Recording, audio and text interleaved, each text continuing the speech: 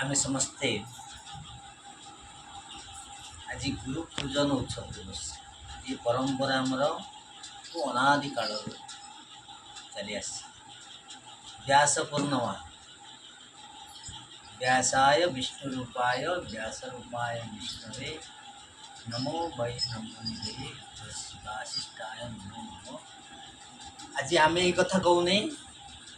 संसार रे जी भी गुरु होती किसी समय भी गुरु होती भागवत कथा कर तो व्यास होती पुरोहित होती तो व्यास होती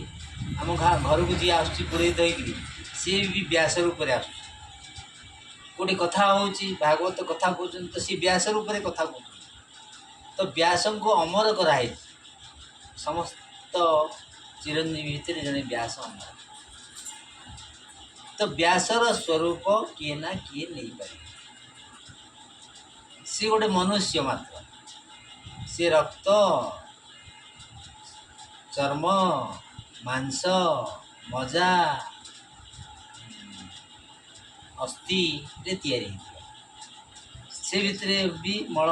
मूत्र पूज सब थी शरीरटा आमर से तुम पाखे जी गोटे गुरु हो बसवे से प्रकार लोकटी से प्रकार शरीर लोकटी तो सी कि गुरु हे किंतु गुरु को नमणि मनर गुरु साक्षात ईश्वर ये कथा आम कथारे कहे किंतु ईश्वर भली विचार को आम कार्य बापार आम सेवा कर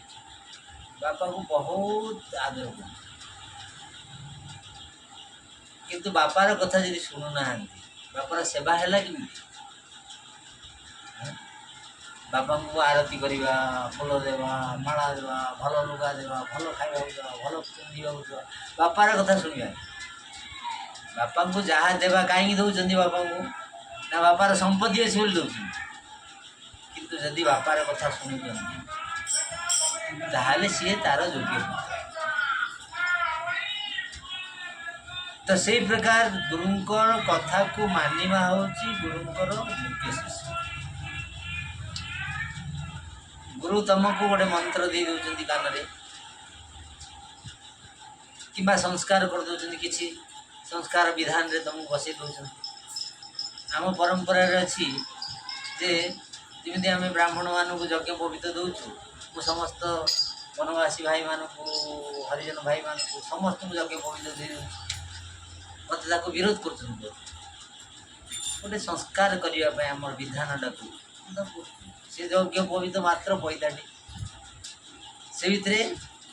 हजार हजार लोक यज्ञ पवित्र दौची से भितर पालन कर जो मैंने पालन कर योग्य पुत्र हो जो मैंने संस्कार द्विज उच्यते होती से योग्य पुत्र हो जो मैंने जो स्थिति थे से स्थिति रोचे योग्य होना खाली गोटे फर्मुल हाँ आम गुरु भाव